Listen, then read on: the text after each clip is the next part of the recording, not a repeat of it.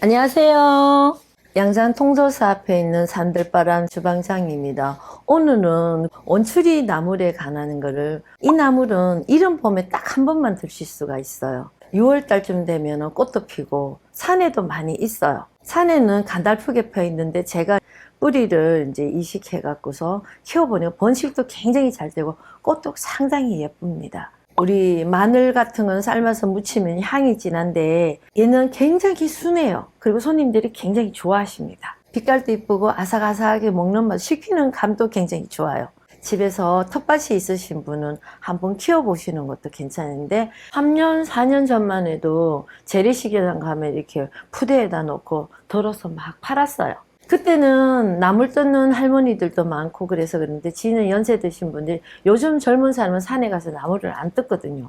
이 원추리 나물이 굉장히 귀한 나물이 돼가고 있어요. 큰 시장이나 뭐 큰 마트 같은 데 가면 팔더라고요, 조금씩. 요런 걸 다듬어서 다 손질해 갖고 이렇게 덜어서 팔거든요. 요렇게 생겼어요. 요렇게. 산에 가면 요렇게 가늘어요.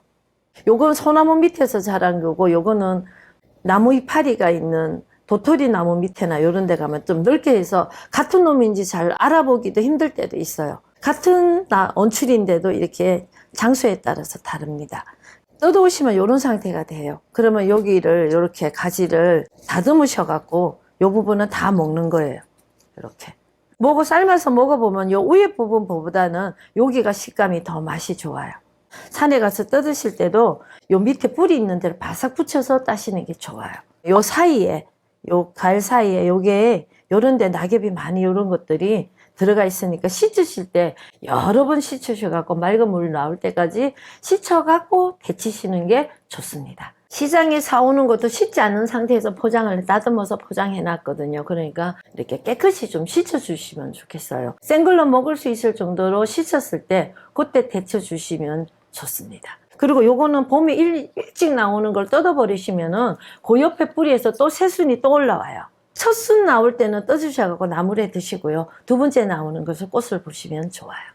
삶는 법을 알려드리는데 쉬우면서도 얘는 조금 다른 게 뭔 거는 삶으실 때 너무 삶으면 씹히는 감이 떨어지고 너무 안 삶아도 맛이 없어요. 원추리를 삶고 나니까 조금 있으니까요. 여기 부분이 검해지는 거 그거 왜 그래요 하시는 분이 있어요. 그건 덜 삶아서 그런 거예요.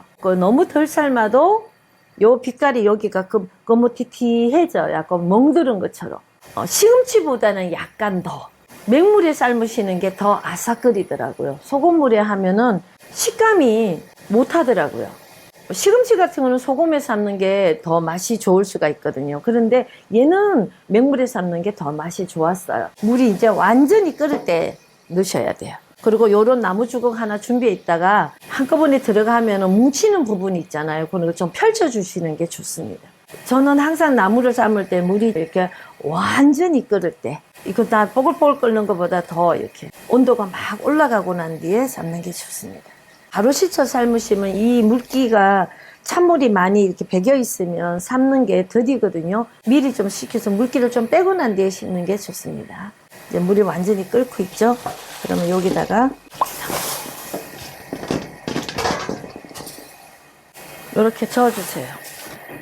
뒤적거려서 한번 뒤집어 주시고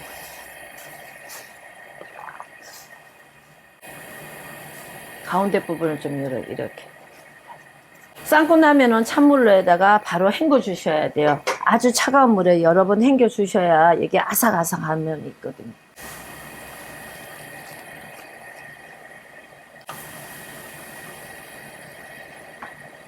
시금치는 이제 이때 되면 건질 때인데 요거는 조금만 더 줄기 부분이 조금 덜 익었어요.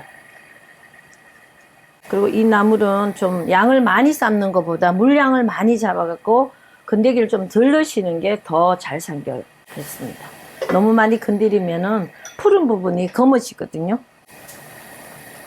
불을 끄시고 찬물에 헹굴 거예요.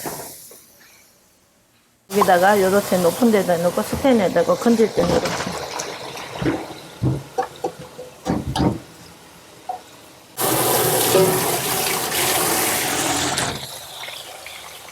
살살살살 흔들어 주세요. 손가락으로 이렇게 그럼 속에 들은 이물질 끼어있던 것도 또 나가니까.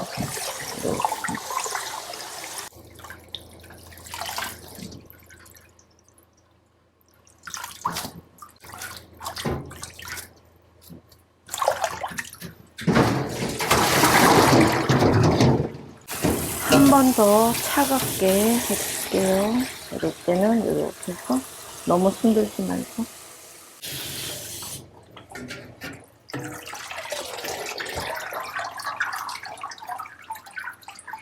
이렇게 삶았습니다.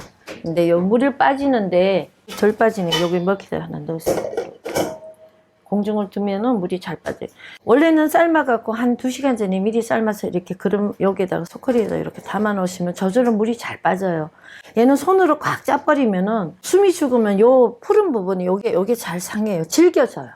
그러니까 요 나물을 식감을 살리려면 자연적으로 물을 째어갖고 그렇게 짜지 않고 손 안 대고 최대한으로 묻히는 게 식감이 아주 뛰어나요. 손질에 따라서 맛이 확 달라집니다. 이 나물 자체가 향기가 별로 없어요. 거의 없어요. 생마늘 쓰는 것보다는 마늘을 우리 들기름에다 살짝 익혀서 사용하시는 게 좋았어요. 조금 귀찮더라도 마늘을 살짝 익혀주세요. 들기름에다가. 이렇게 조금만 넣고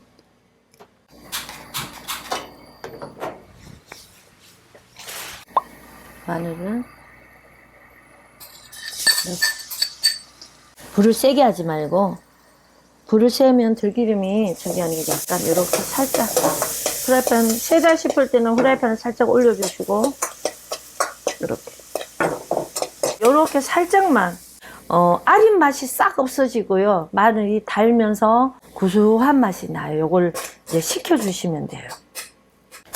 완전히 마늘이 차가울 정도로 이렇게 여기다가 제가 소금은 여기 있어요. 요게 이제 죽염 소금인데 이렇게 조금 마늘을 간을 해주시고 조금만 이렇게 요 부분이요. 섞어서 넣으시고 요 나물 약간을 여기를 싹 닦아내세요. 이렇게 싹 닦아. 짜지 않은데도 나물이 물기가 거의 다 빠졌어요. 너무 물 짜는 것보다 약간 물기가 있는 게 좋아요. 이렇게 넣으세요. 이렇게 넣으시고 소금 우유 한 칸을 이렇게 넣으시고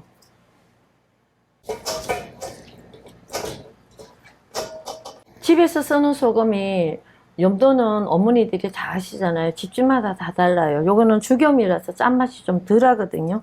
그래서 이렇게 좀 녹여줘야 되니까 이렇게 살살 해주시고요. 참기름을 좀 담뿍 넣어주세요. 코팅한다 생각하고 그래서 주물르세요. 이렇게. 참기름이 조금 더 들어갔겠죠? 이렇게 마늘도 이렇게 올려주시고 마늘을 볶아서 나물에 무치는데 사용해본 산나물 향이 다 살아있어요. 생마늘 넣는 것보다. 그러니까 그렇게 하시면 순한 맛이 돼요. 참기름 맛하고 들기름 맛이 섞여서 올라오거든요. 깨소금을 넣는 것보다는 저는 통깨를 사용하니까 더 보기도 이쁘고 씹히는 맛도 있더라고요. 그래서 이렇게 지저분하지가 않고 깔끔하게 느껴져요. 이 나물은 간을 너무 세게 하지 말고 조금 심심하게 하는 게 좋아요.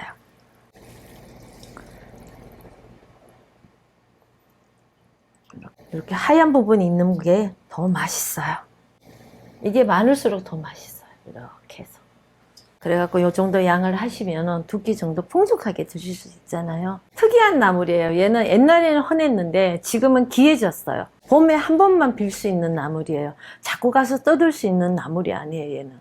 첫수는 따 드시고 그러면 꽃을 못 보잖아요 하는 분들이 저한테 묻는 분 많고 아니에요. 그거 비고 나면 바로 또 올라와요. 근데 2번째 나는 거를 꽃을 키우시고 첫 번에 올라오는 거는 따서 나물을 해서 한 접시 해서 식구끼리 드시는 것도 괜찮아요.